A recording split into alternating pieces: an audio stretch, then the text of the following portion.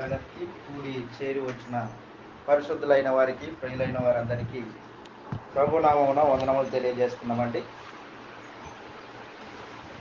సంఖ్యాకాండము గురించి మనం నేర్చుకుంటూ ఉన్నాం. దేవుడు ఇశ్రాయేలీయులకు ధర్మశాస్త్రమునిచ్చాడు. ధర్మశాస్త్రము దానిలో 4వ పుస్తకము సంఖ్యాకాండం. సంఖ్యాకాండము అనగానే దాని పేరులోనే ఉంది. ఇశ్రాయేలీయుల సంఖ్య లెక్కించాడు దేవుడు. దేవుడు అబ్రహాముతో వాగ్దానం చేసినట్టు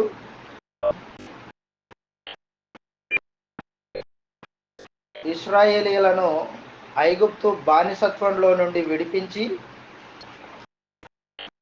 కనాను దేశానికి తీసుకెళ్తానని దేవుడు వాగ్దానం చేశాడు. ఆ వాగ్దానం ప్రకారంగానే దేవుడు ఇశ్రాయేలీయులతో నిబంధన చేసుకున్నాడు. నిబంధన ధర్మశాస్త్రం. ఆ నిబంధన అనుసరించి ఇశ్రాయేలీయులు నడవాలి అని కోరుకున్నాడు ఆయన. దాని ప్రకారంగానే దేవుడు ఇశ్రాయేలీయుల్ని నడిపిస్తూ ఉన్నాడు. తన ప్రజలుగా స్వీకరించి వారిని నడిపిస్తూ ఉన్నాడు. నడిపిస్తున్న ఈ కార్యక్రమము ఎక్కడ జరుగుతుందంటే అరణ్యంలో జరుగుతుంది. అరణ్యం, మహా అరణ్యం, ఎడారి ప్రాంతం. ఎడారి ప్రాంతంలో దేవుడు వారి పోషణ, వారి సంరక్షణ, వారి పక్షాన యుద్ధాలు జరిగించిన వాడు దేవుడు. ఐగుప్తు దేశంలో 400 సంవత్సరాల పాటు ఐగుప్తు యొక్క వాతావరణంలో పెరిగిన ఇశ్రాయేలీయుల్ని ఇప్పుడు దేవుడు ప్రత్యేకపరుచుకొని తన ప్రజలుగా స్వీకరించి వారిని నడిపిస్తూ ఉన్నాడు అన్నమాట. అరణ్య మార్గంలో, అరణ్యంలో దేవుని యొక్క పోషణ, సంరక్షణ కింద ఉన్న ఇశ్రాయేలీయులు పలుమార్లు దేవుణ్ణి శోధించారు. దేవుని యందలి విశ్వాసము వారు రోజు రోజుకి పెరగవలసింది పోగా వాళ్ళు ఏం చేశారంటే దేవుని యందలి విశ్వాసము రోజు రోజుకి తగ్గింపబడుతూ వచ్చారు, తగ్గించుకున్నారు. కాలం గడిచే కొద్దీ దేవుని కార్యక్రమాలు కన్నులారా చూస్తూ విశ్వాసం పెరగాల్సింది పోయి వారు ఏం చేశారంటే అవిశ్వాసులై, అవిధేయులై అరణ్యంలో రాలిపోయారు. సంఖ్యాకాండంలో మనం ఈ విషయాన్ని మనం చదువుతాం. మొదటిగా సంఖ్యాకాండము ఏ ఉద్దేశంతో దేవుడు వ్రాయించాడు అన్న విషయాన్ని చూస్తాం. ఒకసారి ఉద్దేశం మరొకసారి జ్ఞాపకం చేసుకుందాం. సంఖ్యాకాండము 13వ అధ్యాయం. వారి విశ్వాసాన్ని పరీక్షించడానికి దేవుడు ఏర్పాట్లు చేశాడు. కనాను దేశాన్ని వారు కోరిక కలిగి దేవుని మీద ఆనుకొని నడుస్తారో లేదో అని దేవుడు పరీక్ష పెట్టాడు అన్నమాట. విశ్వాస పరీక్ష. వారు కనాను దేశాన్ని నిజంగా ప్రేమిస్తున్నారా? కనాను దేశానికి వెళ్ళి దేవుని ప్రజలుగా ఉండాలనే కోరిక వారికి ఉందా అని దేవుడు వారిని పరీక్షించే సమయము సంఖ్యాకాండం 13, 14 అధ్యాయాలు. సంఖ్యాకాండం యొక్క ముఖ్య ఉద్దేశం అన్నమాట అది. విశ్వాస పరీక్ష. దేవుడు మానవ విశ్వాసమును పరీక్షించే హక్కు కలిగిన వాడై ఉన్నాడు. విశ్వాసము ద్వారానే దేవునికి మనుషులు ఇష్టలుగా ఉండ ప్రయత్నం చేస్తారు. విశ్వాసం లేకుండా ఎవరే దేవునికి ఇష్టడుగా ఉండలేరు. చదువుతాం. ఇలాగ రాయబడింది హెబ్రీలకు రాసిన పత్రిక 11వ అధ్యాయం 6వ వచనంలో. హెబ్రీలకు రాసిన పత్రిక 11వ అధ్యాయం 6వ వచనంలో ఈ మాట రాయబడింది. విశ్వాసము లేకుండా దేవునికి ఇష్టడై ఉండుట అసాధ్యము. అదనమాట. విశ్వాసము మనుషుని యొక్క హృదయానికి దేవునికి మధ్యలో మీడియంగా పనిచేస్తుంది. విశ్వాసం కలిగిన హృదయాలకి దేవుడు దగ్గరగా ఉంటాడు. విశ్వాసం లేని వారికి దేవుడు పగవాడై ఉంటాడు. ఆ రోజున ఇశ్రాయేలీల యొక్క విశ్వాసాన్ని పరీక్షించాడు దేవుడు.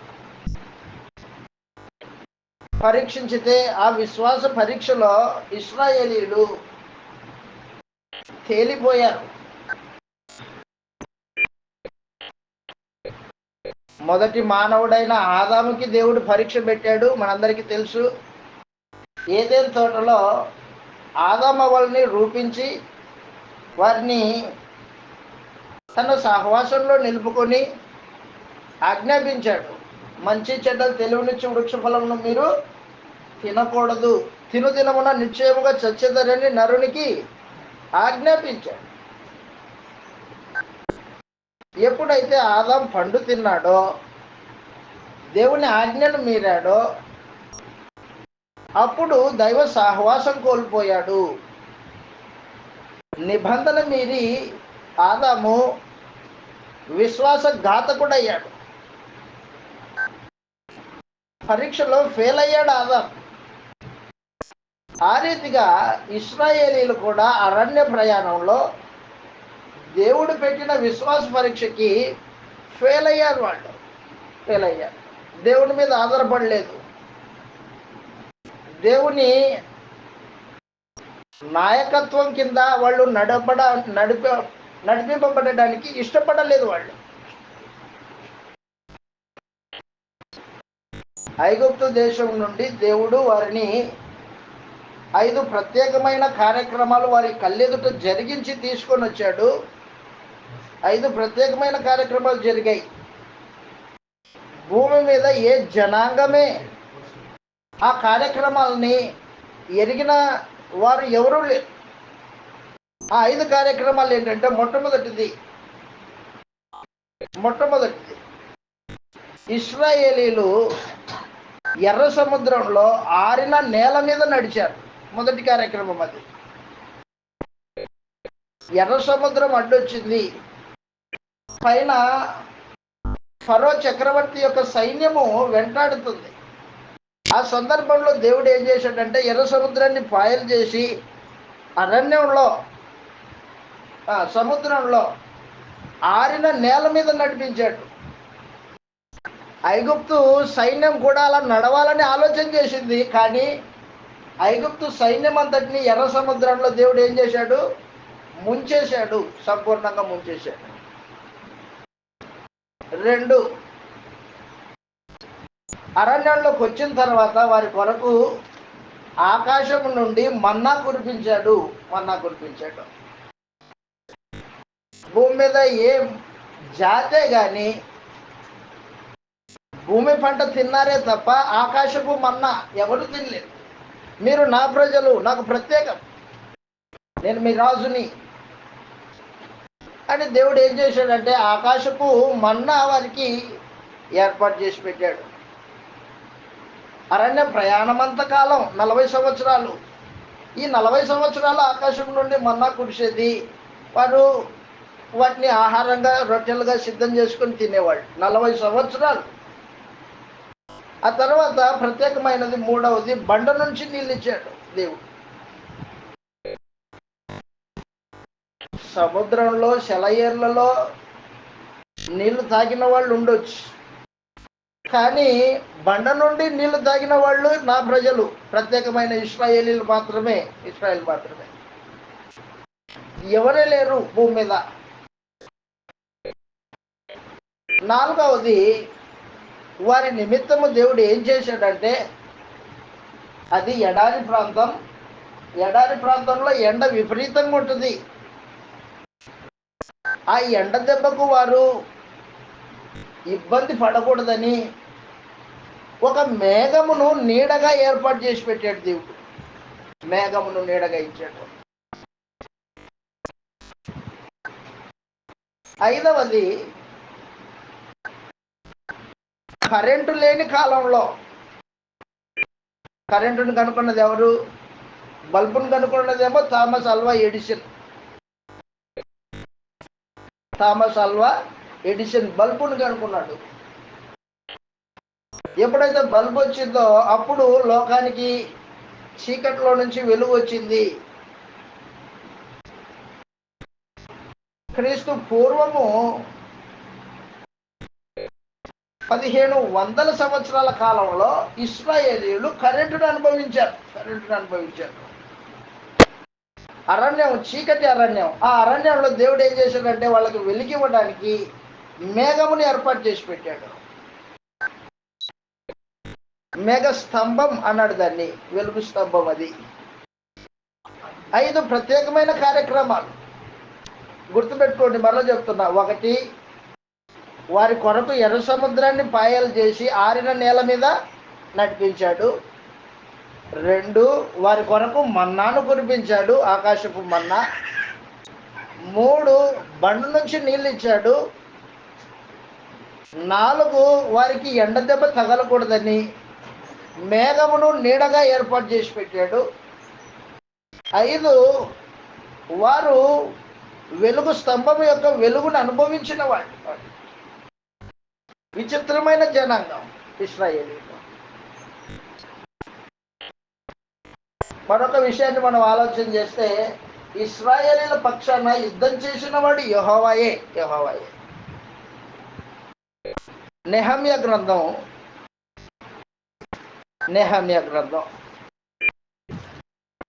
ఇన్ని కార్యక్రమాలు వారి కొరకు దేవుడు ప్రత్యేకంగా చేసినా, వారు దేవుని కార్యక్రమాలు కళ్ళ ద్వారా చూసినప్పటికీ వారు అవిశ్వాసము, అవిధేయత చేత అరణ్యంలో రాలిపోయారు. నెహమ్యా గ్రంథము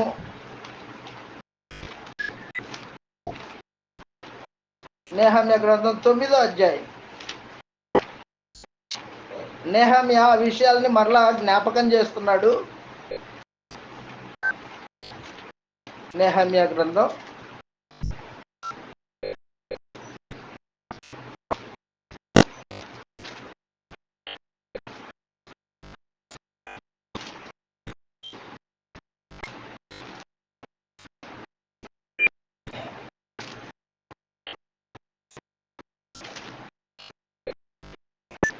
దేవుడు వారి కొరకు జరిగించిన కార్యక్రమాలని తెలియజేస్తూ ఉంటాడు. 40 సంవత్సరాలు వారు బట్టలు మాసిపోలేదు, వారి చెప్పులు 20వ వచనం 19 నుంచి చదువుతాం. నెహమ్యా గ్రంథము 9వ అధ్యాయం 19వ వచనంలో, వారు ఎడారిలో ఉండగా నీవు బహు విస్తారమైన కృప కలిగిన వాడవై వారిని విసర్జింపలేదు, మార్గము గుండా వారిని తోడుకొని పోవుటకు. అదనమాట, పగలు మేఘస్తంభం వెలిగివ్వడానికి, నీడనివ్వడానికి, దారిలో వారికి వెలిగించుటకు రాత్రి అగ్నిస్తంభమును వారిపై నుండి వెళ్ళిపోక నిలిచెను. ఉపకారాత్మను దయచేసితివి. అదిగో వారిని పోషించడానికి ఆకాశం నుండి మన్నా కురిపించాడు దేవుడు. వారి దాహమునకు ఉదకమిచ్చితివి. అదనమాట, అరణ్యంలో ఏమీ తక్కువ కాకుండా 40 సంవత్సరములు వారిని పోషించితివి. వారి వస్త్రములు పాతగిలిపోలేదు. అదనమాట, అద్భుతమైన ప్రయాణం. దేవుడు వారిని పోషిస్తూ, సంరక్షిస్తూ, వారి పక్షాన యుద్ధం జరిగిస్తూ, వారిని కాపాడుతూ, వారి కళ్ళెదుట అద్భుతాలు జరిగిస్తే వారేం చేశారంటే, అన్ని కార్యక్రమాలని కన్నులారా చూచి కూడా విశ్వాసము ఉంచుకోకుండా అవిశ్వాసులై, అవిధేయులై అరణ్యంలో పలుమార్లు దేవుణ్ణి శోధించారు. ఒకసారి కాదు, 2 సార్లు కాదు. దేవుణ్ణి శోధించి విసిగించారు. దేవుడు వారి విసుగుకు ఓర్చుకొని వారి పితరుడైన అబ్రహాంకి ఇచ్చిన వాగ్దానాన్ని నెరవేర్చాలి అనే దృఢ నిశ్చయం కలిగి వారి పాపములను శిక్షిస్తూ వారిని ముందుకు నడిపించాడు. కీర్తన 78వ కీర్తనలో మనం ఈ విషయాన్ని చదువుతాం. కీర్తన 78వ కీర్తన 78వ కీర్తన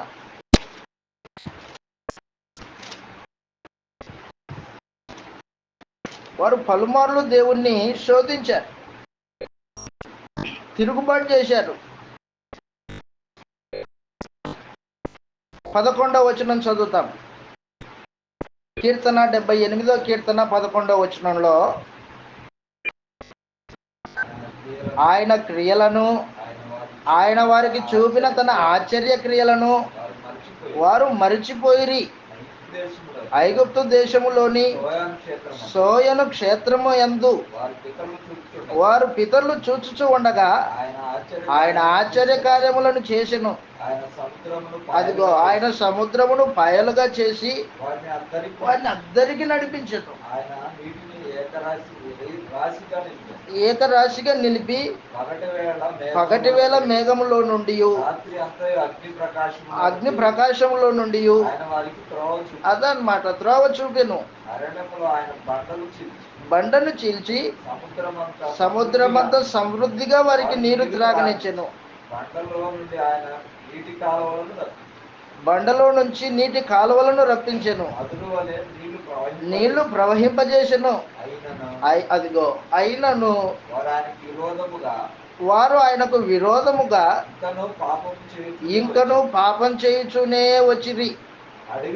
అడవిలో మహోన్నతుల మీద తిరుగుబడిరి. వారు తమ ఆశ కొలది ఆహారం అడుగుచు హృదయాలలో దేవుణ్ణి శోధించుటి. ఈ అరణ్యంలో దేవుడు మాకు ఆహారము భోజనం సిద్ధపరచగలడా అని అనుచు అదనమాట. వాస్తవానికి ఎర్ర సముద్రం పాయలైనప్పుడే దేవుడి మీద విశ్వాసం పెరగాల వీళ్ళకి. ఐగుప్తు ఫరో చక్రవర్తి యొక్క సైన్యం బలమైన సైన్యం.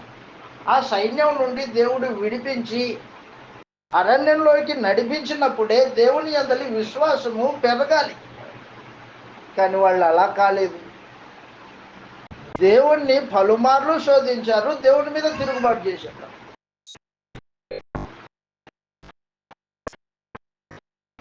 అవిశ్వాసం చేత, అవిధేయత చేత దేవుణ్ణి విసిగించారు.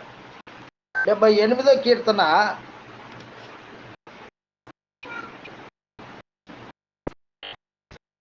21 నుంచి చదువుతాం. కోపగించెను, యాకోబు సంతతిని దహింపచేయుటకు అగ్నిరాజును కోపం పుట్టెను. అదనమాట, దేవుని యందు విశ్వాసం ఉంచకపోయి దేవుడు దయచేసిన రక్షణ ఐగుప్తు ఫరో చక్రవర్తి నుండి రక్షించాడు దేవుడు. అయినను ఆయన పైనున్న ఆకాశములకు ఆజ్ఞాపించెను. వాళ్ళంతా పాపం చేసిన అవిశ్వాసులు అయినప్పటికీ దేవుడు వారికి ఆహారం ఇవ్వడం మానుకోలేదు. ఆహారమునకై ఆయన వారి మీద మన్నాను కురిపించెను. ఆకాశ ధాన్యం వారికి అనుగ్రహించెను. అదనమాట, భూధాన్యం కాదు, భూమి మీద పంటే పంట కాదు మీరు తినింది, ఆకాశపు ధాన్యం. దాన్ని ఏమన్నాడంటే దేవదూతల ఆహారం అన్నాడు. నరులు భుజించిరి భోజన పదార్థములను ఆ, ఆయన వారికి సమృద్ధిగా పంపెను. సమృద్ధిగా పంపెను. ఆకాశమందు తూర్పు గాలి తూర్పు గాలి ఆయన విసరజేసెను. తన విసరజేసెను, బలము చేత దక్షిణముగా రప్పించెను. రప్పించెను. ధూళి ఎంత విస్తారముగా మాంసమును, ధూళి ఎంత విస్తారంగా మాంసమును పెట్టాడు అరణ్యంలో. సముద్రపు ఇసుకరేణులు అంత విస్తారముగా రెక్కలు గల పెట్టెలను ఆయన వారి మీద కురిపించెను. కురిపించెను. వారి దండు ఆ. పెంచెను. వారి నివాస స్థలముల చుట్టూ ఆయన వాటిని రాలజేసెను. రాలజేసెను. వారు కడుపార తిని తనిసిరి. ఎలా తిన్నారంటే వాళ్ళు ఆ, కడుపు నిండా భోజనం పెడితే తిరిగి దేవుని మీద అవిశ్వాసంగా బ్రతకడం వారు చేసిన కార్యక్రమం. ఏది కొదవలేకోకుండా దేవుడు వారిని పోషిస్తే దేవుని మీద తిరుగుబాటు చేసిన జనాంగం ఇశ్రాయేలు. అందుకని దేవుడు ఏం చేశాడంటే విసిగిపోయి కనాను దేశం మీద అపేక్ష లేని మనుషుల్ని అరణ్యంలో రాల్చేశాడు. 33వ వచనంలో కాబట్టి ఆయన వారి దినములు గడిచిపోయేను. వారి సంవత్సరములు అకస్మాత్తుగా గడిచిపోయాను. వారిని ఆయన సంహరించినప్పుడు వెతికిరి గాని అదనమాట హృదయం దేవుడి దగ్గర లేదు, దేవుని కార్యక్రమాల మీద లేదు. హృదయము దేవుని కార్యక్రమాల మీద లేదు.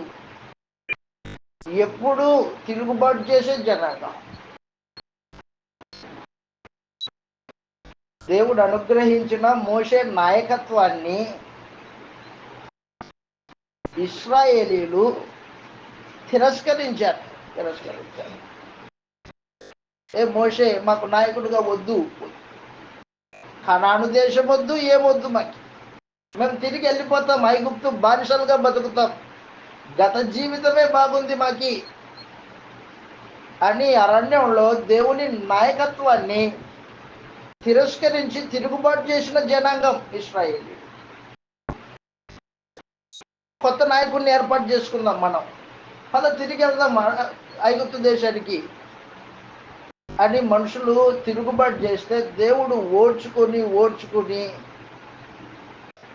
అబ్రహాము, ఇస్సాకు, యాకోబులకు ఇచ్చిన వాగ్దానం నెరవేర్చాలా, అది దేవుని యొక్క ఆలోచన. ఆదికాండము 15వ అధ్యాయం. మనుషులు ఎంత విసిగించినా దేవుడు తన సంకల్పాన్ని నెరవేర్చగలిగిన సమర్థుడై ఉన్నాడు ఆయన. ఆదికాండం 15వ అధ్యాయము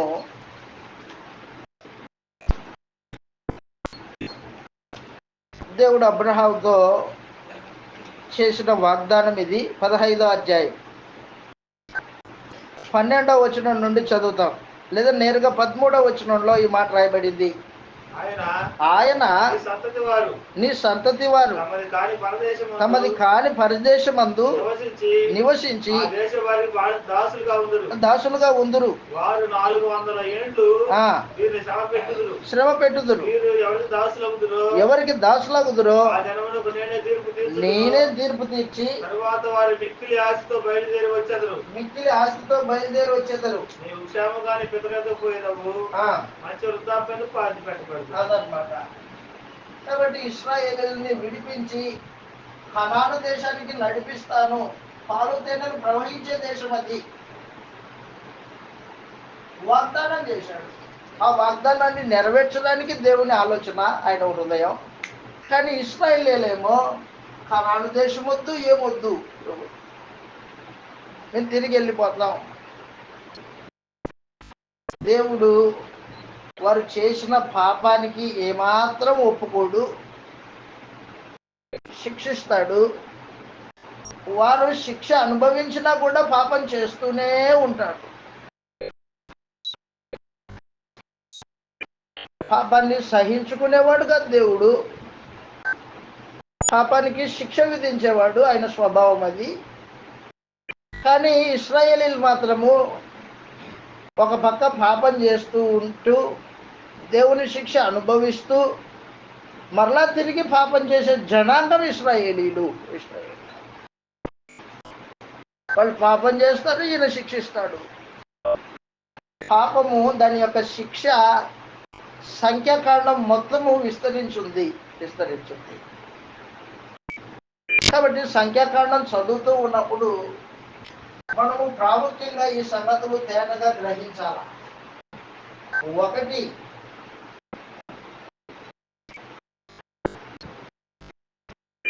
దేవుడు పితరులకు చేసిన వాగ్దానాన్ని నెరవేర్చడానికి ప్రయత్నం.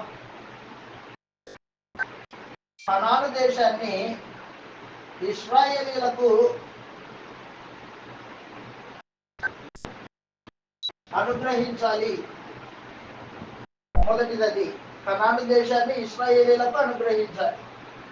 2, వారు పాపము చేస్తే వారిని శిక్షించాడు దేవుడు.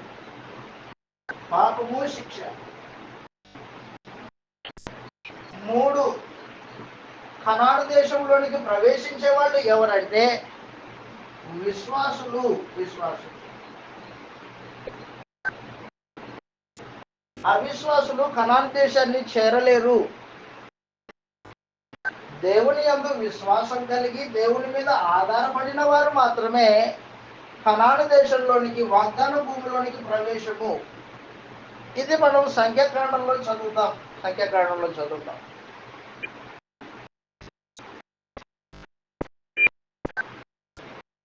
సంఖ్యాకాండంలో ఇశ్రాయేలీయుల సంఖ్య 2 సార్లు చేయబడింది. సంఖ్యాకాండంలో ఇశ్రాయేలీయుల సంఖ్య 2 సార్లు లెక్కించడం జరిగింది. మొదటిసారి సంఖ్యాకాండం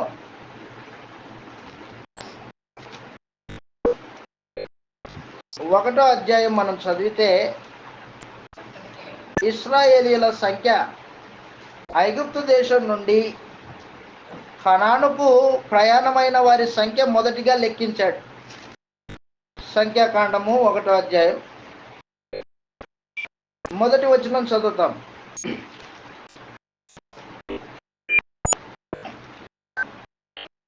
సంఖ్యాకాండం 1వ అధ్యాయం మొదటి వచనంలో, వారు ఐగుప్తు నుండి బయలు వెళ్ళిన 2వ సంవత్సరము 2వ నెల 1వ తేదీన సీనాయి అరణ్య మందలి ప్రత్యక్షపు గుడారములో యెహోవా మోషేతో ఇట్లా నేను ఇశ్రాయేలీల వంశము చొప్పున వారి వారి పితరుల కుటుంబములను బట్టి వారి వారి పెద్దల చొప్పున మగవారినందరినీ లెక్కించి సర్వ సమాజపు సంఖ్యను వ్రాయించుము అని చెప్పాడు. వారి వారి గోత్రముల చొప్పున, వంశముల చొప్పున మగవారి పేరు రాయమన్నాడు. ఆ లెక్క 6,03,550 మంది అయ్యారు. వీళ్ళందరూ 20 సంవత్సరాలు పైబడిన వారు, 20 సంవత్సరాలు పై వయస్సు కలిగిన వాళ్ళు అన్నమాట.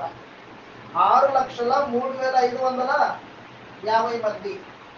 1వ అధ్యాయము లెక్క చెప్పాడు 46వ వచనంలో. లెక్కింపబడిన వారు 6,03,550 మంది అయింది. మొదటి లెక్క.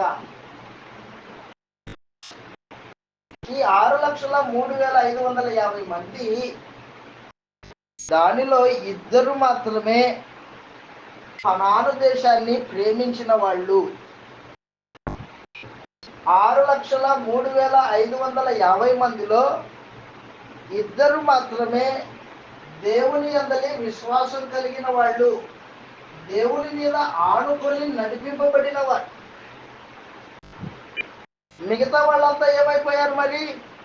అవిశ్వాసులు, అవిధేయులు. అదిగో పాపం చేసి అరణ్యంలో దేవుని చేత శిక్షింపబడ్డారు. అందరూ ఎండిన ఆకులు రాలిపోయినట్లు రాలిపోయారు. 2 మాత్రమే కనాను దేశంలో ప్రవేశించడానికి అవకాశం ఇచ్చాడు దేవుడు.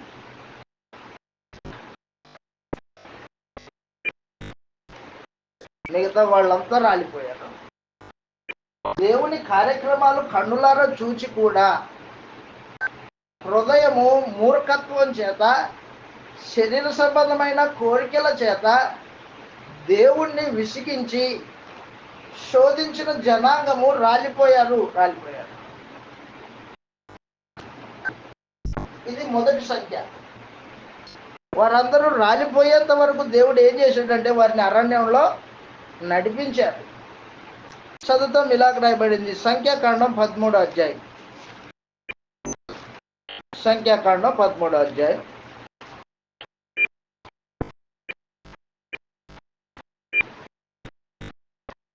క్షమించండి, 14వ అధ్యాయము 26వ వచనం.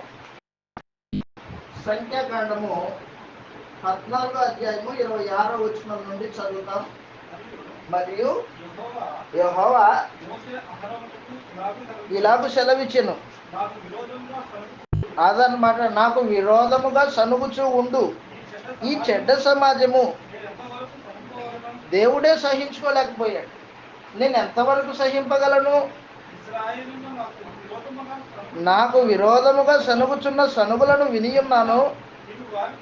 వారితో యెహోవా వాక్కు ఏదనగా, నా జీవంతోడు మీరు నా చెవిలో చెప్పినట్లు నిశ్చయంగా మీ ఎడలు చేస్తాను. ఏం చెప్పారంటే దేవునికి వాళ్ళు చెవిలో? అదనమాట. అయ్యో, ఐగుప్తు దేశంలో ఉండింటే బాగుండేది. ఈ అరణ్యంలోకి వచ్చి ఆకలి చేత, దాహం చేత చచ్చిపోతున్నాము. అక్కడ కనాను దేశంలో అనేకమైన యుద్ధ సైనికులు ఉన్నారంట, వారితో మనం పోట్లాడలేం అని అవిశ్వాసంగా మాట్లాడి దేవునికి విరోధంగా తిరిగారు. దేవుని మీద సనుక్కున్నారు. దేవుడు విన్నాడు. అంటే ఇశ్రాయేలీల యొక్క అసంతృప్తి జీవితాన్ని జీవించారు వాళ్ళు. అసంతృప్తి జీవితం మీద తృప్తి లేదు. దేవుని కార్యక్రమాల మీద విశ్వాసం లేదు. అలాంటి వాళ్ళు కనాను దేశంలో ప్రవేశించకూడదు. కాబట్టి వాళ్ళ శవాలు అరణ్యంలో రాలిపోతాయి. చదువుతాం, కింద అంటున్నాడు, ఈ లెక్క మొత్తం చొప్పున లెక్కింపబడిన వారందరూ అనగా అదిగో 20 సంవత్సరాలు పైబడి పైప్రాయం కలిగి నాకు విరోధంగా సరిగిన వారందరూ రాలిపోతారు. యెఫున్నె కుమారుడైన కాలేబును, కాలేబు యెహోషువ తప్ప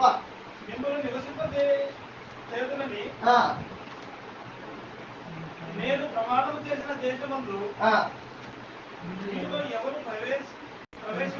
అదనమాట, మీలో ఎవరు ప్రవేశించరు. ఇది నిశ్చయం. వాగ్దానం ప్రమాణం చేశాడు దేవుడు. ప్రమాణం చేశాడు. ఒక మాట గుర్తుపెట్టుకో, ఐగుప్తు యొక్క ఫరో సైన్యాన్ని సంపూర్ణంగా ఎర్ర సముద్రంలో కూల్చి వారి బానిసత్వ బతుకుల నుండి ఇశ్రాయేలుని విడిపించి అబ్రహాము ఇస్సాకులు చేసిన వాగ్దానం నెరవేర్చడానికి అరణ్యం గుండా నడిపిస్తున్న దేవుడు, ఆయన ప్రేమను వారు చూచి కూడా ప్రేమ యందు విశ్వాసం ఉంచని జనాంగం అరణ్యంలో రాలిపోయారు. వారి పిల్లల్ని దేవుడు, వారి పిల్లలు ఈ 6,03,548 మంది వాళ్ళ అరణ్యంలో రాలిపోయారు. కానీ వారి పిల్లల్ని దేవుడు కొత్త తరం వారిని కనాను దేశంలో ప్రవేశపెట్టాడు. వీరు ఏం చేశారంటే ఈ 6,03,548 మంది ఏడ్చారు. అయ్యో, మేము మా పిల్లలమంతా నశించిపోతుంది అని ఏడ్చారు. దేవుడికి కోపం వచ్చింది. నిర్ణయం తీసుకున్నాడు హృదయంలో, మీరంతా రాలిపోతారు. ఏ పిల్లల గురించి అయితే మీరు ఏడ్చారో ఆ పిల్లల్ని నేను కనాను దేశంలో ప్రవేశపెడతాను అని దేవుడు నిర్ణయం తీసుకున్నాడు. అదే చెప్తున్నాడు కింద చదువుతాం, కింద వచ్చిన వాళ్ళు సంఖ్యాకాండం 14వ అధ్యాయం. అయితే వారు కొల్లబోదురని ఎక్కడ ఏడ్చారు వాళ్ళు పిల్లల విషయంలో? 14వ అధ్యాయం మొదటి వచనంలో ఏడ్చారు. 14వ అధ్యాయం మొదటి వచనంలో ఏడ్చారు. చూడండి ఏమని ఏడుస్తున్నారో. ఆ సర్వ సమాజం ఎలుగెత్తి కేకలు వేసెను. ప్రజలంతా ఏడుస్తున్నారు. సనుకొనిరి. అయ్యో ఐగుప్తులో మేమేలా చావలేదు, మేము కత్తివాత పడినట్లు మమ్మల్ని ఈ దేశంలోనికి ఎలా తీసుకుని వచ్చును. అదిగో ఏలా మమ్మల్ని తీసుకుని వచ్చి మా పిల్లలు కొల్లపోదురు. అదిగో మా భార్యలు మా పిల్లలు కొల్లపోదురు. తిరిగి ఐగుప్తుకు వెళ్ళటం మాకు మేలు కాదా? తిరిగి ఐగుప్తుకు పోవటం మేలు కాదా అని వారు తిరుగుబాటు చేశారు. ఆ మాటలన్నీ దేవుడు విన్నాడు. అదే చెప్తున్నాడు 14వ అధ్యాయం 26వ వచనంలో, మీ మాటలు నా చెవిన పడ్డాయి. మీరు ఏ పిల్లల గురించి ఆలోచన చేశారో ఆ పిల్లల్ని కనాన్ దేశానికి తీసుకెళ్తాను, మిమ్మల్ని ఇక్కడే అరణ్యంలో రాజు చేస్తాను ప్రమాణం చేశాడు. ఆ ప్రమాణం ప్రకారంగానే ఇశ్రాయేలీలు 40 సంవత్సరాల పాటు అరణ్యంలో తిరిగారు. అక్కడే మొత్తం తిప్పాడు దేవుడు. అక్కడే ఎందుకు ఇంత తిప్పలాట? ఎందుకు వారిని తిప్పాడు అరణ్యంలో అన్ని సంవత్సరాలు? ఇదిగో ఈ అవిశ్వాసుల అవిధేయులు వాగ్దాన దేశాన్ని పొందకూడదు. విశ్వాసం కలిగిన వారు మాత్రమే దాంట్లో ప్రవేశించాలా. అందుకని 40 సంవత్సరాల పాటు అరణ్యంలో తిప్పాడు. మీరు రాలిపోయేంత వరకు తిప్పాడు దేవుడు. ద్వితీయోపదేశకాండం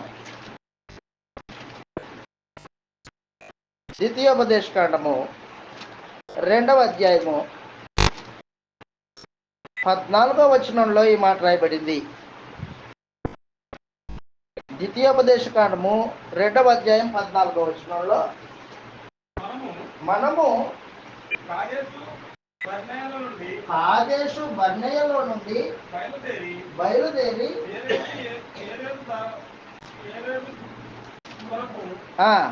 జేరేదు ఏరు దాటు వరకు, అనగా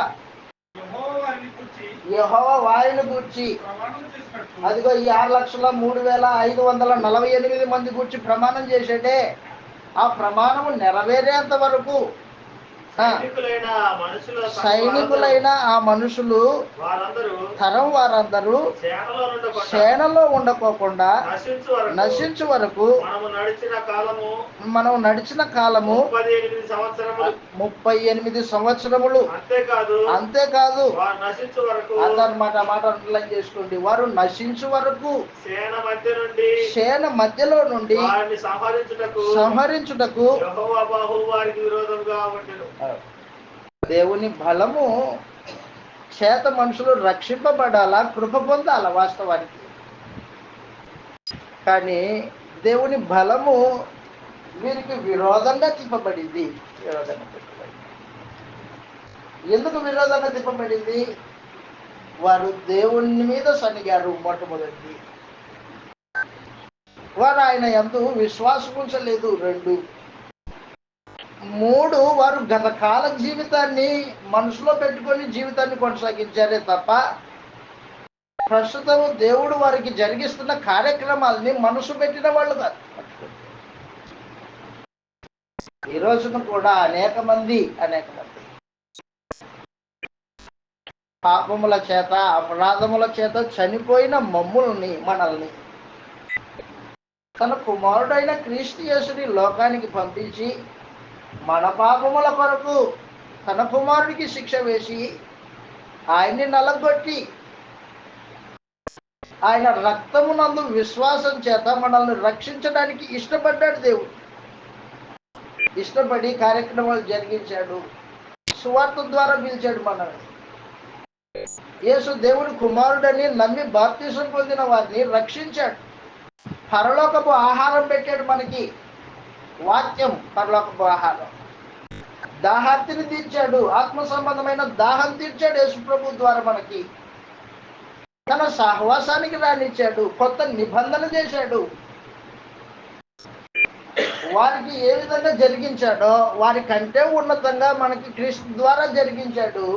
నేడు మనము ఇదిగో పాపం చేస్తూ శిక్ష అనుభవిస్తూ కాలం వెలబుచ్చుకుంటూ పరలోకం మీద ఏమాత్రం ఆశ లేకోకుండా భూ సంబంధమైన వాటి మీదనే మనసు పెట్టుకొని బతుకుతూ ఉంటే దేవుడికి ఎన్నిసార్లు కోపం వచ్చిందో మనకు తెలియదు. ఎన్నిసార్లు అవిధేయతతో నడుచుకొని దేవుణ్ణి కోపింపజేసామో మనకు తెలియదు. వారేమో భౌతికమైన కనాను దేశము, మనమేమో పరలోకపు దేశం. దేవునితో నిత్యత్వం అనుభవించే ఉన్నతమైన అవకాశం క్రీస్తు యేసునందు దేవుడు మనకు అనుగ్రహించిన ఉచితమైన రక్షణ. ఐగుప్తు నుండి రక్షణ వారికి, మనకి పాపం నుండి విడుదల, దేవుని ఉగ్రత నుండి రక్షణ మనం పొందుకున్నాం. దాన్ని ఏమాత్రం నువ్వు ఆలోచన చేస్తున్నావు నాకు తెలియదు. వారైతే ఇదిగో ఈ 6,03,548 మంది దేవుడు అనుగ్రహించిన రక్షణను ప్రేమించలేదు, రక్షణ ప్రేమించలేదు. మనం చదివే కీర్తన 78వ కీర్తనలో మరొక మరి చదవండి, ముందుకెళ్దాం. కీర్తన 78వ కీర్తన. రక్షణను ప్రేమించని మనుషులు. కీర్తన 78వ కీర్తన. రక్షణను ప్రేమించలేదు వాళ్ళు.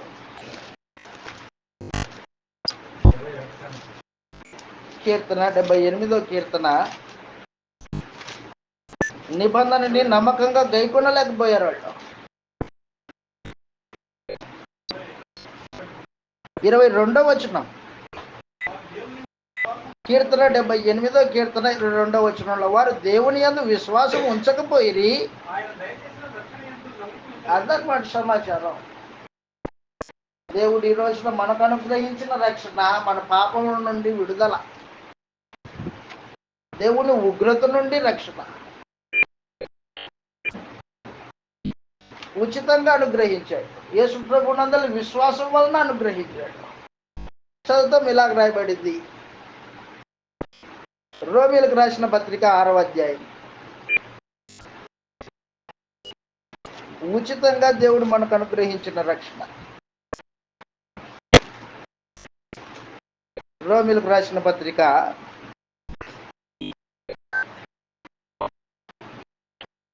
3వ అధ్యాయం 22వ వచనం నుండి చదివితే ఇలాగ రాయబడింది. యేసుక్రీస్తు నందలి విశ్వాసం మూలమునదై నమ్ము వారందరికీ కలుగు దేవుని నీతి అయి ఉన్నది. ఏ భేదం లేదు.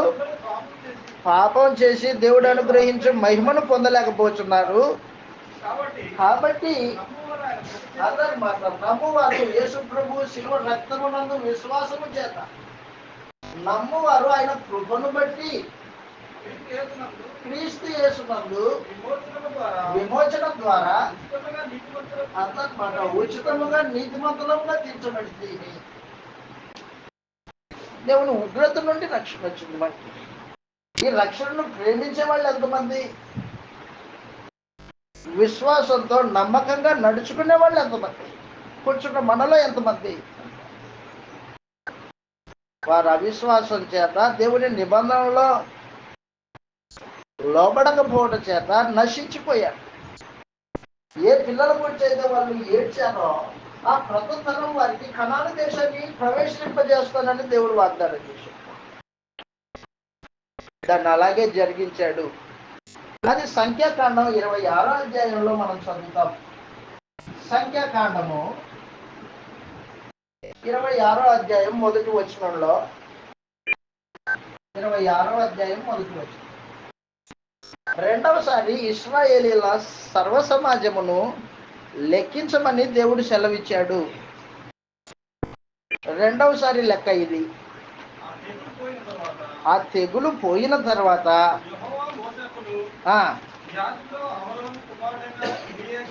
ఎలియాజరుకును ఇలాగూ సెలవిచ్చిన దేవుడు, మీరు ఇశ్రాయేళ్ల సర్వ సమాజములోను అదిగో మరలా అదే సంఖ్య 27 మొదలుకొని అభిప్రాయం కలిగి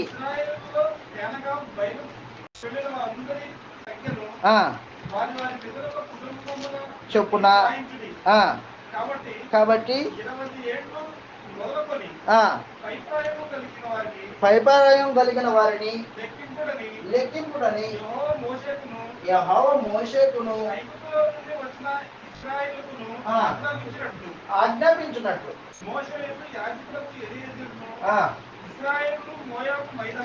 మోయాబు మైదానంలో యెరికో నొద్దనున్న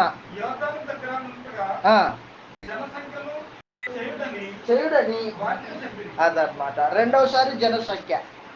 ఈ జనసంఖ్య కనాను దేశానికి నడిపిస్తాడు దేవుడు. అవిశ్వాసులు అవిధేయులు అందరినీ అరణ్యంలో రాల్చేసి విశ్వాసం కలిగిన వారిని మాత్రమే కనాను దేశానికి, వాగ్దాన భూమికి, పాలస్తీనాకి, పాలు తేనెలు ప్రవహించే దేశానికి నడిపించాడు.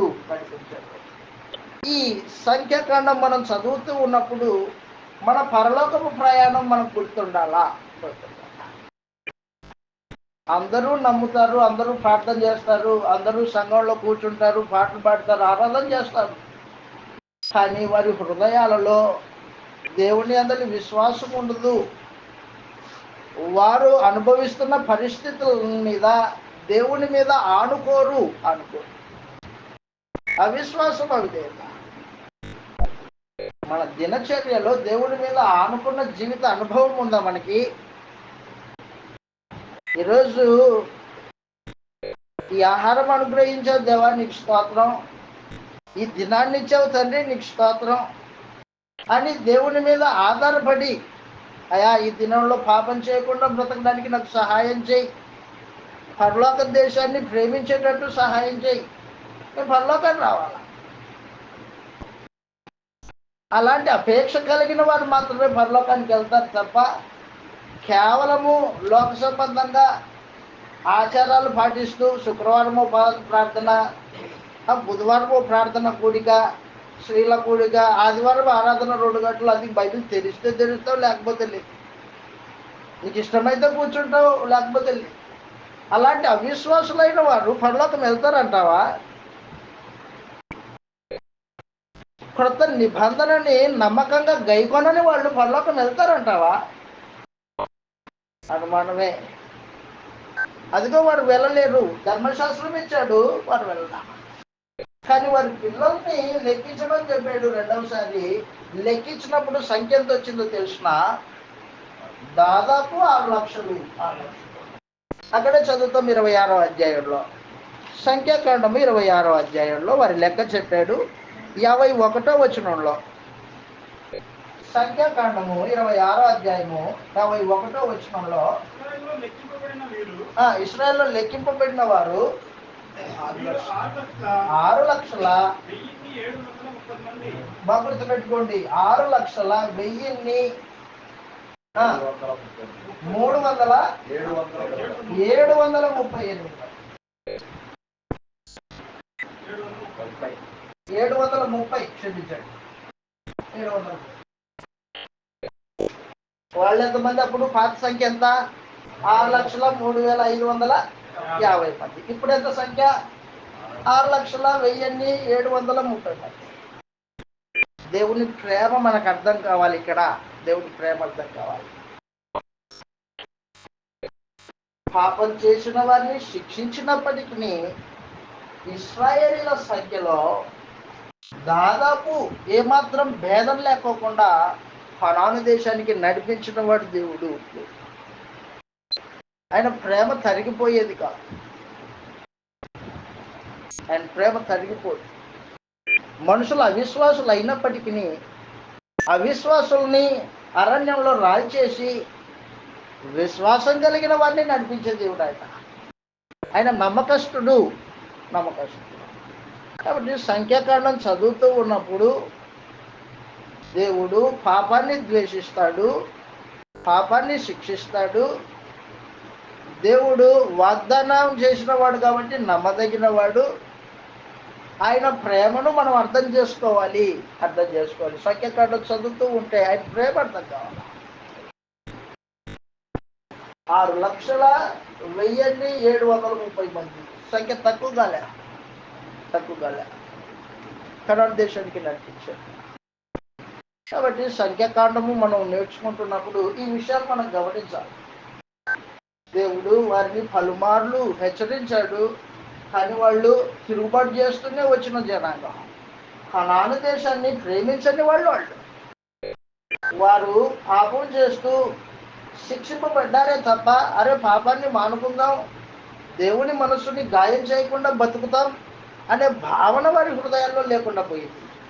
వారు తమ గత జీవితాలనే వెంటాడారే తప్ప దేవుని అందరి విశ్వాసంతో జీవితాన్ని కొనసాగించలేదు. అవిశ్వాసులు అవి రాలిపోయారన్నమాట. హెబ్రీలకు రాసిన పత్రిక 4వ అధ్యాయం, హెబ్రీలకు రాసిన పత్రిక 3వ అధ్యాయం, మొదటిగా 3వ అధ్యాయం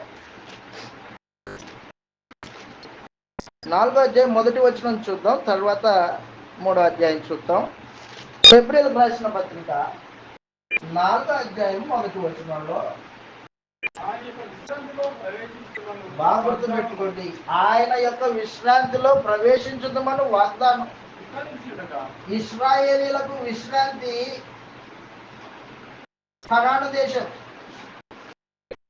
ఇశ్రాయేలీలకు విశ్రాంతి కానాను. వారికి దేవుడు ప్రత్యేకంగా విశ్రాంతి దినమును కూడా ఇచ్చాడు, శనివారం విశ్రాంతి దినం. ఈ రోజున కొత్త నిబంధన సంబంధించిన ఇశ్రాయేలీలు క్రైస్తవుల యొక్క విశ్రాంతి స్థలము పరలోక భూమి మీద విశ్రాంతి లేదు. మనకి భూమి మీద సుఖభోగాల కోసం పాకులాడేవాడు దేవుని సంకల్పం ఎరుగని వాడై ఉంటాడు. సుఖభోగముల కోసం ఆలోచన చేసే వ్యక్తి ఎవరైనా కానీ, క్రైస్తవుడు భూ సంబంధమైన వాటి కోసము ఆలోచన చేయడు. అలా ఆలోచన చేస్తే క్రైస్తవుడే కాదు వాస్తవానికి. అక్కడ అంటున్నాడు 4వ అధ్యాయం 1వ వచనంలో, ఆయన యొక్క విశ్రాంతిలో ప్రవేశించదమని వాగ్దానము ఇంకా నిలిచి ఉండగా తప్పిపోవునేమోనని నిజంగా ఉన్నామో మనం భయముందామనికి పరలోకి వెళ్తామో వెళ్ళమో, అయ్యో జాగ్రత్తగా చూసుకుందామని భయం ఉందా? భయం ఉన్నవాడు ఏం చేస్తున్నాడంటే మొట్టమొదటిగా తన శరీరంలో పాపం ప్రవేశించుకోకుండా కాపాడుకుంటాడు. భయం ఉన్నవాడు ఏం చేస్తున్నాడంటే వాక్యం ఏం వింటున్నాడో దాన్ని తన జీవితంలో అనుసరించి బతుకుతాడు. భయం ఉన్నవాడు ఏం చేస్తుంటాడంటే దుర్నీతి సంబంధమైన వారికి దూరంగా బతుకుతాడు. భయం ఉన్నవాడు భక్తిని సాధకం చేసుకుంటాడు. భయం ఉన్నవాడు భూ సంబంధమైన వాటి మీద మనసు పెట్టుకోడు. కాబట్టి మనలో ఎంతమంది దేవుడు భయం ఉండి అయ్యో నేను పరలోకపు విశ్రాంతి పొందలేకపోతున్నామోననే భయముతో ఎదురు చూసేవాళ్ళు ఎంతమంది అన్నమాట. కాబట్టి దయతో గుర్తుపెట్టుకోండి, ఆ రోజున వారికి వాక్యం వినిపించబడింది. మోషే ప్రవక్తను అనుగ్రహించి మోషే ప్రవక్త ద్వారా ధర్మశాస్త్రాన్ని కూడా వారికి అప్పగించాడు, ఆజ్ఞలు కూడా జారీ చేశాడు. కానీ వాళ్ళు విశ్వాసం కలిగిన వారితో కలిసి ఉండలేదు. శాతం కింద అంటున్నాడు 4వ వచనంలో, వారికి ప్రకటింపబడినట్లు మనకును సువార్త ప్రకటింపబడింది. వారు వినిన వారితో విశ్వాసం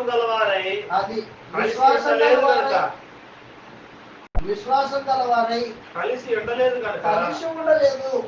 విన్న వాక్యం వారికి నిష్ప్రయోజనమైపోయింది. మనలాగే వారు వాక్యం విన్నారు. ఇంకో విచిత్రం ఏంటంటే మనం ఎలా బాప్తిసం పొందామో వాళ్ళు కూడా ఎర్ర సముద్రంలో బాప్తిసం పొందారు. మనం ఎలాగైతే పాపం నుండి విమోచింపబడ్డామో ఆ రోజున ఫరో చక్రవర్తి అధికారుల నుండి వారు విమోచింపబడ్డారు. వారేమో కనాను దేశము వారి విశ్రాంతి, మనదేమో పరలోకం మన విశ్రాంతి. కాబట్టి సంఖ్యాకాండము, ఇశ్రాయేలీలకు చరిత్ర, అరణ్య ప్రయాణపు చరిత్ర మనం చదువుతూ ఉంటే, అయ్యో నేను ఎక్కడ దేవుడికి విరోధంగా పాపం చేసి శిక్షింపబడి పరలోకము విశ్రాంతి పోగొట్టుకుంటానేమోననే భయం కలిగి ఉండవలసిన అవసరం ఉంది. కొరింథీయులకు రాసిన మొదటి పత్రిక 10వ అధ్యాయం. కొరింథీయులకు రాసిన మొదటి పత్రిక 10వ అధ్యాయం.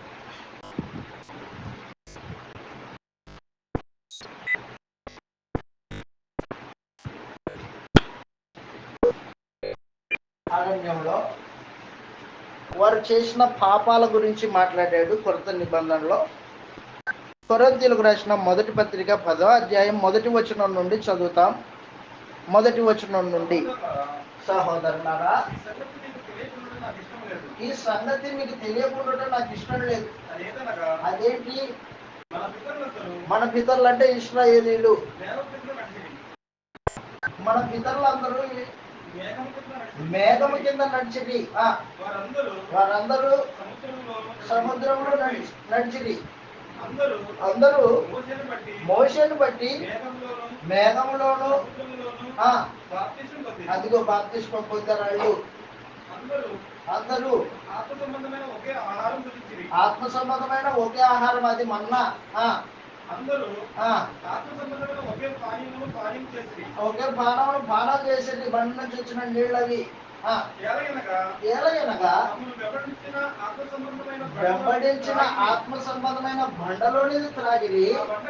ఆ బండ క్రీస్తే. ఆత్మ సంబంధమైన బండ. అయితే వారిలో ఎక్కువ మంది అది వచ్చింది ప్రమాదం. వారు చేసిన తప్పేంటి?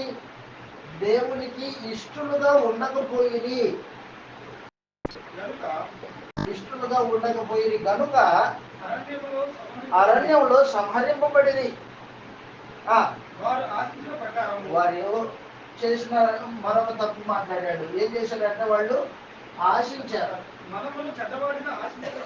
ఏం ఆశించారు? వాళ్ళు చెడ్డవాటిని ఆశించారు. భౌతికమైన శరీర సంబంధమైన మాంసాప అపేక్ష కలిగి ఆశించారు.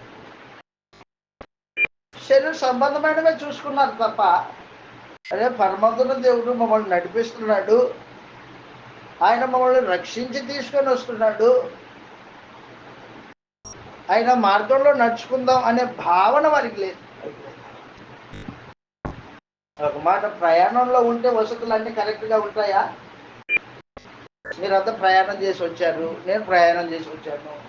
ప్రయాణంలో అన్ని వసతులు ఉండవు. ఇంట్లో ఉన్న వసతులు ప్రయాణపు కాలంలో ఉండవు. కానీ వీళ్ళు ఏం చేశారంటే, మేము ప్రయాణంలో ఉన్నాం అనే భావన కూడా లేకోకుండా మాంసాపేక్ష కలిగిన వారే దేవుణ్ణి విసిగించారు. వారు చెడ్డవాడిని ఆశించారు. మనము చెడ్డవాడిని ఆశించకూడదు చెప్తున్నాడు కిందికి. అదిగో దృష్టాంతములుగా అంటే ఉదాహరణలుగా. కాబట్టి సంఖ్యాకాండం మనం చదువుతూ ఉన్నప్పుడు, ఇశ్రాయేల్ అరణ్య ప్రయాణం చదువుతూ ఉన్నప్పుడు మన ప్రయాణాన్ని కూడా మనం ఆలోచన చేసుకోవాలి. లేకపోతే ఏమైపోతాం? వారు విశ్రాంతిలో ప్రవేశించలేక అరణ్యంలో రాలిపోయినట్లు ఈ రోజున మనం పరలోకానికి వెళ్ళకోకుండా ఇహలోక సంబంధమైన దురాశల చేత, ధన వ్యామోహం చేత ముళ్ళు మనల్ని అణిచి ఎదగకుండా నిత్యత్వానికి దూరం చేస్తాయి. విత్వాన్ని ఉపమానంలో చెప్పింది ప్రభు అనేసి అదే. వాక్యంతో అంగీకరించాడు మనిషి, వాక్యం హృదయంతో అంగీకరించాడు. అయితే కొద్దిసేపు ఎదిగాడు పైకి మొక్క, ముళ్ళు పైన అంచేసాయి, ముళ్ళల్లో పడిన విత్తనం అయిపోయింది పరిస్థితి. దండమోహం అని, ఇహలోక సంబంధమైన దురాశలని వాళ్ళు ఆశించారు. మనం దురాశ లేకుండా ఉండాలి. మత్తయి సువార్త 13వ అధ్యాయంలో మత్తయి సువార్త 13వ అధ్యాయంలో ముళ్ళ పొదల్లో పడిన విత్తనానికి ప్రయోజనం లేకుండా పోయింది. రక్షింపబడిందా? వాక్యాన్ని విశ్వసించిందా? విశ్వసించింది. సంతోషంతో ఎదిగింది కొద్దిసేపు, తర్వాత ఏమైంది? ముళ్ళ చేత అనుపబడింది. మత్తయి సువార్త 13వ అధ్యాయము 22వ వచనంలో చదువుతాం. ముళ్ళ పొదలలో విత్తబడిన వాడు వాక్యం వినువాడే గాని ఐహిక విచారం వలనను ధనమోసమును అదనమాట. వాక్యం వినలేదా? విన్నారు. రక్షింపబడలేదా? రక్షింపబడ్డాడు.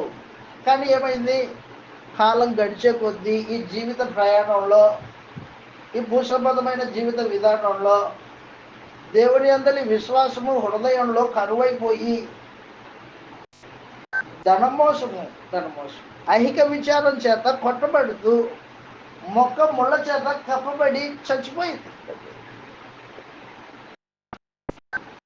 ప్రయోజనం ఈ మొక్క వలన? ఈ మొక్క ఫలిస్తుందా? ఫలించదు. మరి వచ్చింది, వాక్యం విడింది, రక్షింపబడింది, కానీ విశ్వాసము స్థిరంగా ఉంచుకోలేకపోయింది. ఈ లోక ప్రయాణంలో, ఈ జీవన వ్యాపారంలో చిక్కుకొనింది. అందుకని పౌలు ఏమంటున్నాడంటే తిమోతికి చెబుతూ, నాయన తిమోతి జాగ్రత్త, భక్తిని సాధకం చేయి, భక్తి కలిగి ఉండు నాయన, ధనాన్ని అపేక్షించొద్దు. ధనాపేక్ష కలిగిన వారు అనేకమైన శోధనలో ఉరిలోనూ పడతారు నాయన అని చెప్పేశాడు ఉత్తరం రాస్తూ. మొదటిగా తిమోతికి రాసిన 2వ పత్రిక 2వ అధ్యాయం. వారు ఆశించినట్లు మనం ఆశించకూడదు. వారు భౌతికమైన వాటిని ఆశించారు, మనము భౌతికమైన వాటిని ఆశించకూడదు. మనం ఆశించాల్సింది పరలోక సంబంధమైన వాటిని ఆశించాలి. తిమోతికి రాసిన 2వ పత్రిక 2వ అధ్యాయము 2వ వచనంలో ఈ మాటలు రాయబడ్డాయి.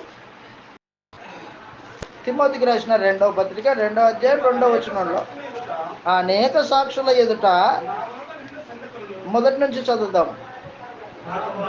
నా కుమారుడా, క్రీస్తు యేసునందు కృప చేత బలవంతుడు నీవు అనేక సాక్షుల ఎదుట నా వలన వినిన సంగతుల్ని ఇతరులకు బోధించుటకు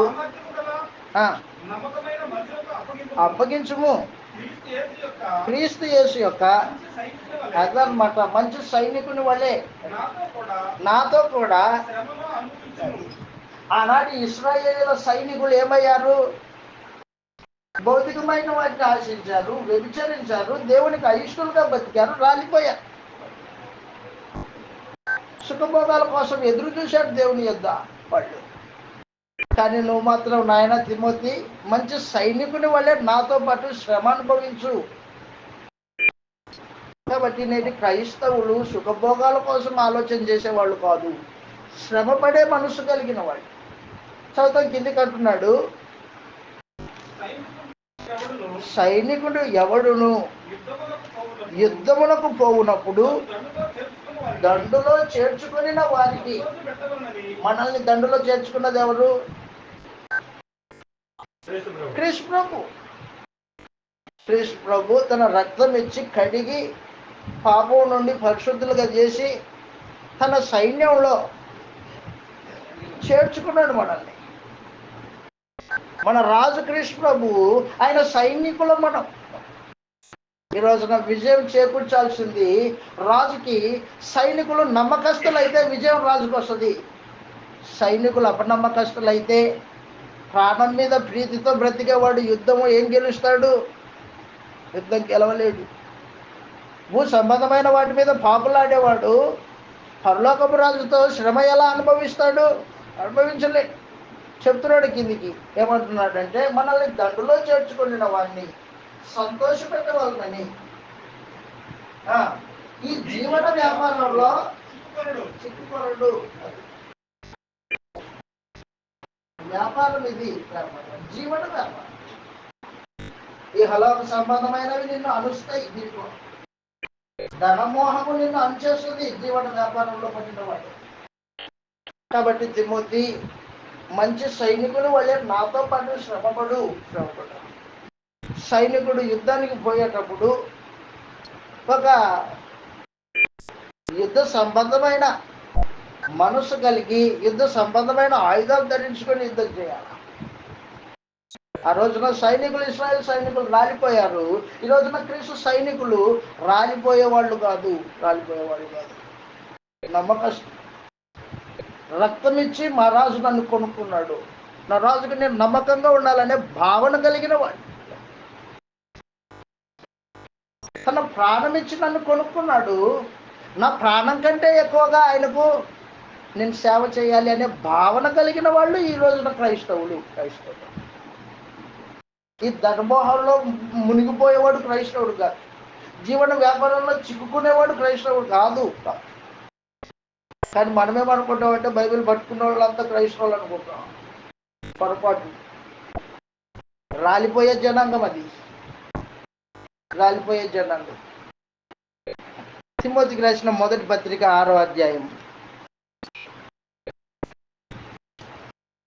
తిమోతికి రాసిన మొదటి పత్రిక 6వ అధ్యాయంలో వాళ్ళు ఆశించారు, మనం ఆశించకూడదు.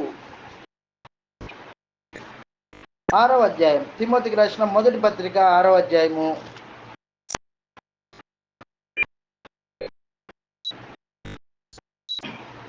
6వ వచనం నుండి చదువుతాం. 6వ అధ్యాయం 6వ వచనంలో సంతుష్టి సహితమైన దైవభక్తి అదనమాట. సంతుష్టి సహితమైన తృప్తికరమైన భక్తి, దేవుని మీద ఆధారపడి దేవుడు అనుగ్రహిస్తే నేను బ్రతుకుతున్నాను అనే భావన కలిగి, ఆయన బతికిస్తున్నాను, నేను బతుకుతున్నా, ఆయన పోషిస్తున్నాడు, నేను పోషింపబడుతున్నా, ఆయన నన్ను ప్రాణంతో నిలిపాడు, నేను ఈ రోజున నిలిచి ఉన్నా అనే విశ్వాసం కలిగి, సంతుష్టి సహితమైన భక్తి కలిగి అదనమాట. సంతుష్టి సహితమైన భక్తి గొప్ప లాభసాధకమై ఉన్నది. మనం ఈ లోకంలోనికి ఏమి తీసుకొని రాలేదు, దీనిలో నుంచి ఏమి తీసుకొని పోలేం. కాగా అన్నవసరములు కలిగి వాటితో తృప్తి పొంది ఉందుము. ఇంకా ఏమంటున్నాడు కిందికి, ధనవంతులగుటకు అపేక్షించు వారు శోధనలోను ఉరిలోను అవివేకయుక్తమైన హానికరములనైనా అనేక దురాశల్లోనూ పడుదురు. అటివి మనుషులను నష్టంలోను నాశనంలోను ముంచివేయి. ఎందుకనగా ధనాపేక్ష సమస్తమైన కీడులకు మూలము. కొందరు దాన్ని ఆశించి అదనమాట. ఏం ఆశించాలా క్రైస్తవుడు ఏం ఆశించాలా? ధనం ఆశించకూడదు, ఈ లోక సంబంధమైన సుఖభోగాలు ఆశించకూడదు. యేసు ప్రభు ఎన్నడే సుఖభోగాల కోసము పాకులాడిన వాడు కాదు. ఆయన శిష్యులు ఎప్పుడు సుఖభోగాల కోసం ఎదురు చూసిన వాళ్ళు కాదు. శ్రమపడ్డారు. మొదటి శతాబ్దం క్రైస్తవులు అలాగే. పౌలు సంపూర్ణంగా తన జీవితంలో యేసు ప్రభువుకు సమర్పించుకొని శ్రమ అనుభవిస్తూ యవనస్తుడైన తిమోతికి ఉత్తరం రాస్తూ చెప్తున్నాడు, నాయన ధనాపేక్ష కలిగి ఉండొద్దు, ఆశించొద్దు. వారు ఆశించి చెడిపోయారు. అనేక మంది విశ్వాసంలో నుండి తొలగిపోయారు. నువ్వు అలా కావద్దు. నువ్వేం చేయాలంటే తిమోతి, నీవు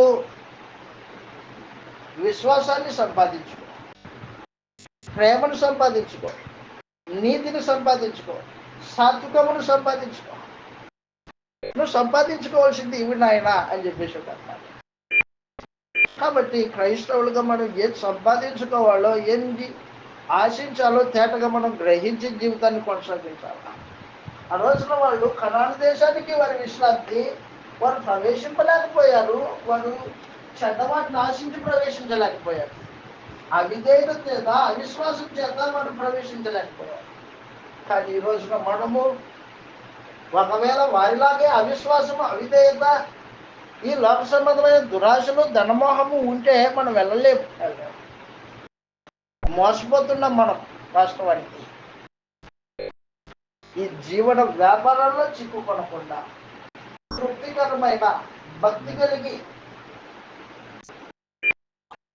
విశ్వాసమును, నీతిని సంపాదించుకుంటూ దేవుడి మీద ఆధారపడి ఏ దినానికి ఆ దినం దేవుడి మీద ఆధారపడి జీవితాన్ని కొనసాగించవలసిన అవసరం ఉంది.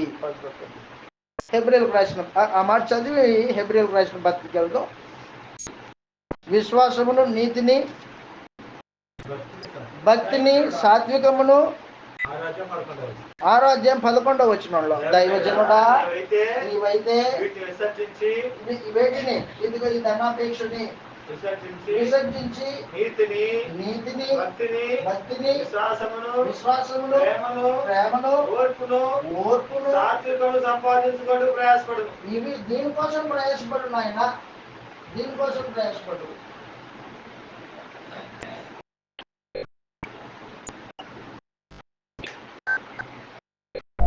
ధనాన్ని ఆశించి చెడిపోయిన వాళ్ళు అనేక మంది.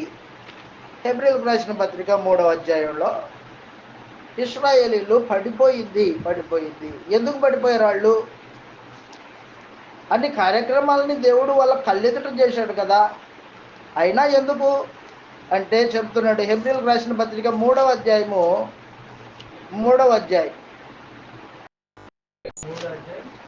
10వ వచనంలో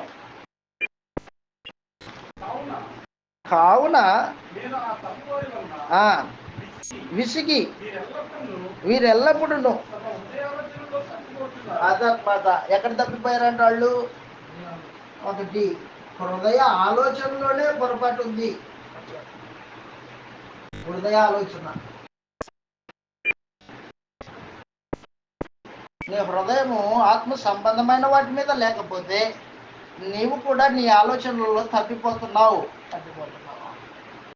ఆ రోజున వాళ్ళు భౌతికమైన వాటిని ఆశించారు. హృదయాలోచనలో తప్పిపోయేవాడు నిత్యత్వాన్ని పొందుకుంటాను అనే ఆలోచన పెట్టుకోకూడదు. నీ హృదయాలోచన స్థిరంగా ఉండాలి. పైన చెప్తున్నాడు 8వ వచనంలో, పైన 8వ వచనంలో ఎప్పుడైతే హృదయాలోచనలు తప్పిపోయావో అప్పుడు దేవుని మార్గాలు తెలుసుకోలేవు. 10వ వచనంలో దేవుని మార్గాలు తెలుసుకోలేము మనం. వీరు ఎల్లప్పుడూ తమ హృదయాలోచనలో తప్పిపోతున్నారు అదనమాట. హృదయాలోచనలో తప్పిపోయేవాడు దేవుని మార్గం తెలుసుకోలేడు. దేవుని మార్గం కనిపించదు వాడికి. మార్గం తెలియకపోతే ఎక్కడ నడుస్తాడు? కాబట్టి నీ హృదయం ప్రాముఖ్యంగా దాన్ని విశ్వాసంతో దేవుని మీద ఆనుకొని ఉండాలి. ఆత్మ సంబంధమైన ఆలోచన చేత నీ హృదయం నింపబడాలి. హృదయాలోచనలు తగ్గిపోయేవాడు దేవుని మార్గం తెలుసుకోలేడు. ఎప్పుడైతే దేవుని మార్గం నీకు కనిపించదో అప్పుడు లోక మార్గం కనిపిస్తుంది. లోకం నీకు. లోకం కనిపించినప్పుడు ఏం చేస్తావు అంటే అదే మార్గం అనుకుంటావు, నడుస్తావు, చచ్చిపోతావు. చనిపోయిన తర్వాత ఏం జరుగుతుంది? నీ నిత్యత్వము తారుమారవుతుంది. నిత్యత్వం తారుమారవుతుంది. వాళ్ళు ఏం చేశారు తెలిసిన? వాళ్ళు తమ హృదయాల్ని కఠినపరుచుకున్నారని చెప్పాడు 8వ వచనంలో. హృదయాలోచనలో దేవుని మార్గాలు తెలుసుకోలేదు. 1, 2 వారు హృదయాన్ని కఠినపరుచుకున్నారట. మీరు ఆయన శబ్దమును కోపం పుట్టించినప్పటి వలె హృదయములను కఠినపరుచుకొనకుడి. 40 సంవత్సరములు నా కార్యములు చూసి. కాబట్టి హృదయ కాఠిన్యము దేవుని మార్గాన్ని తెలుసుకోలేని హృదయ కఠినత్వం. పాపం జరుగుతుంది, నేను లోకసమ్మతిగా బతుకుతున్నాను అని తెలిసినా కూడా హృదయ కఠినత్వం ఏం చేస్తుంటుందంటే అతన్ని మారు మనసు పొందుకోకుండా దేవునికి విరోధంగా తిప్పుతూ ఉంటుంది హృదయ కాఠిన్యం. హృదయ కాఠిన్యము దేవునికి విరోధంగా తిప్పుతుంది నిన్ను. ఆ రోజున ఫరో చక్రవర్తి హృదయాన్ని కఠినం చేసుకొని దేవునికి విరోధంగా తిరిగాడు. చనిపోయేంత వరకు హృదయాన్ని మార్చుకున్నవాడు కాదు ఫరో. అలాగే ఇశ్రాయేల్ ప్రజలు కూడా అంతేనంట. హృదయ కఠినత్వం వలన వాళ్ళు 40 సంవత్సరములు నా కార్యములు చూచి కూడా మీ పితరులు నన్ను పరీక్షించి శోధించిరి. కావున విసిగి హృదయాలోచనలో తప్పిపోయారు, నా మార్గాలు తెలుసుకోలేదు గనుక ప్రమాణం చేసి నా విశ్రాంతిలో ప్రవేశింపరని చెప్పి తిని. సహోదరులారా, మూడవది జీవం కలిగిన దేవుణ్ణి విడిచిపోవునట్టి విశ్వాసం లేని దుష్ట హృదయం. విశ్వాసం లేని దుష్ట హృదయం మీలో ఎవరి అంతా ఉందినేమోనని జాగ్రత్తగా చూసుకోండి. ప్రయాణంలో జాగ్రత్త. మనం ప్రయాణం చేసేటప్పుడు మనం తీసుకెళ్లిన వస్తువుల్ని జాగ్రత్తగా పెట్టుకుంటాం. ఇంటికి వచ్చేంత వరకు ఏ వస్తువులు తీసుకొచ్చా, ఇంటికి సరిగానే వచ్చాడా, ప్రయాణంలో ఏదైనా తప్పిపోయిందా? ఈరోజున క్రైస్తవుడు పరలోక సంబంధమైన ఈ ప్రయాణంలో హృదయం జాగ్రత్త. అది కఠినమైన ప్రమాదమే, అది తన ఆలోచనల చేత తప్పిపోయిన ప్రమాదమే, అది దుష్ట విశ్వాసము, దేవుడి అది విశ్వాసం లేని దుష్ట హృదయం కలిగి ఉన్న ప్రమాదమే. నీ హృదయం ప్రాముఖ్యమైంది. నీ హృదయంలో దేవుని వాక్యమును దాచుకొని దాని ప్రకారంగా నువ్వు జీవితాన్ని కొనసాగించవలసిన అవసరం ఉంటుంది. హృదయం ప్రాముఖ్యమైంది. చెప్తున్నాడు కిందికి ఏమంటున్నాడంటే, విశ్వాసం లేని దుష్ట హృదయం అది మీలో ఎవరి అంతైనా నువ్వు ఉండునేమోనని జాగ్రత్తగా చూసుకోండి అని చెప్పాడు. అంత మాత్రమే కాదు, చెప్తున్నాడు కిందికి ఏమంటున్నాడంటే 13వ వచనంలో, నేడు మీరు ఆయన శబ్దమును వినిన ఎడల కోపం పుట్టించినప్పటి వలె మీ హృదయములను కూడదని ఆయన చెప్పాను కనుక, అదనమాట పాపం వలన కలుగు భ్రమ చేత. దయచేసి గుర్తుపెట్టుకోండి, 4వ ప్రమాదము పాపం వలన కలుగు భ్రమ.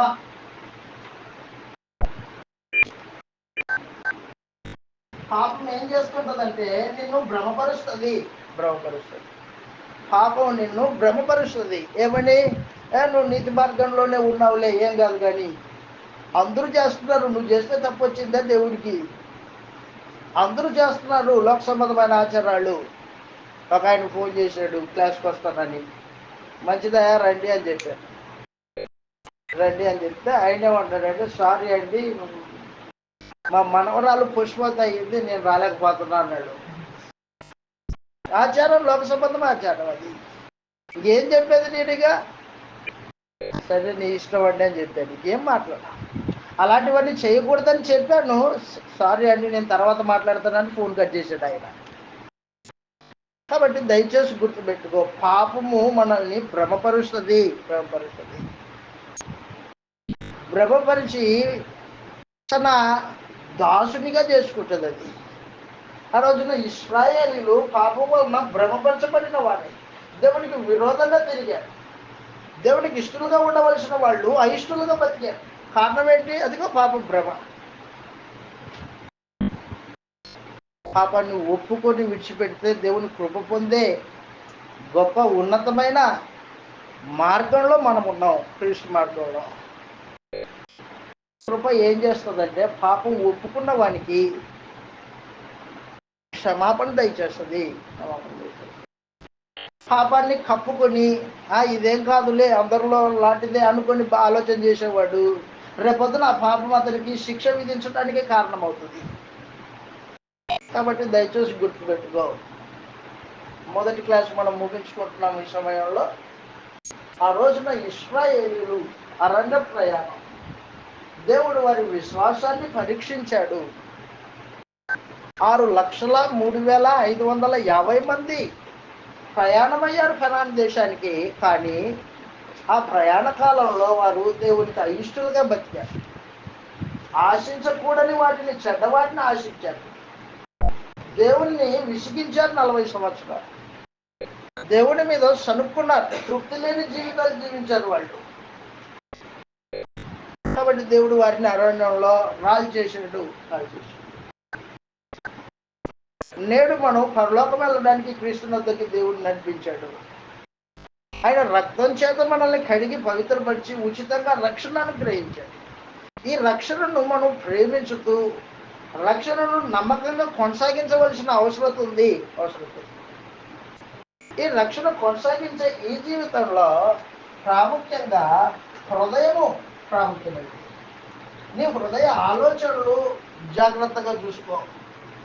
నీ హృదయ ఆలోచనలు చెడుతనంగా, లోక సంబంధంగా ఉంటే దేవుని మార్గాన్ని నువ్వు కనుగొనలేవు. దేవుని మార్గం నీకు కనబడకపోతే లోక సంబంధమైనవి కనిపిస్తాయి. అప్పుడు నీ హృదయం కఠినమైపోతుంది. హృదయంలో విశ్వాసం లేని దుష్ట హృదయం వస్తుంది. పాపం వలన భ్రమ చేత చచ్చిపోతావు. ఆత్మ సంబంధంగా అలాంటి చచ్చిపోయిన వాడికి పరలోకం లేదు. కాబట్టి తిమోతి, నువ్వేం చేస్తున్నావంటే, ఇదిగో నాయన, ఈ జీవన వ్యాపారంలో చిక్కుకోవద్దు. ఈ జీవన వ్యాపారంలో చిక్కుకున్న వాడు దండులో చేర్చుకున్న వానికి వాడిని సంతోషపరచలేడు. వాడిని అతన్ని అణచేస్తాయి ముళ్ళ కంపల్లాగా. కాబట్టి నువ్వేం చేస్తావంటే, తృప్తికరమైన జీవితం జీవించు. ధనాపేక్ష కలిగి ఉండొద్దు. ఉన్న వాటితో సంతృప్తి కలిగి ఉండు. విశ్వాసాన్ని, ప్రేమను, దీర్ఘశాంతాన్ని, నీతిని, ఓర్పును, సాత్వికత్వమును సంపాదించుకోవడానికి ప్రయాసపడిన ఆయన కొత్త నిబంధన. కాబట్టి ఇవి సంపాదించుకుంటూ జీవితాన్ని కొనసాగిస్తే పరలోకము దేవుడితో పాటు అనుభవించే మహత్తరమైన దీవెన కృప మనకుంది.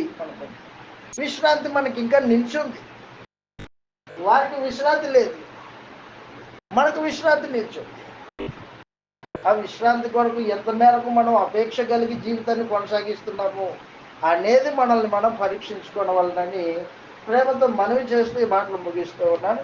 మరలా వచ్చినప్పుడు బ్రేక్ తర్వాత సంగతులు ఆలోచన చేస్తాం. ఓపికతో విన్న మీ అందరికీ ప్రభునామమున వందనములు తెలియజేస్తూ ఉన్నాను.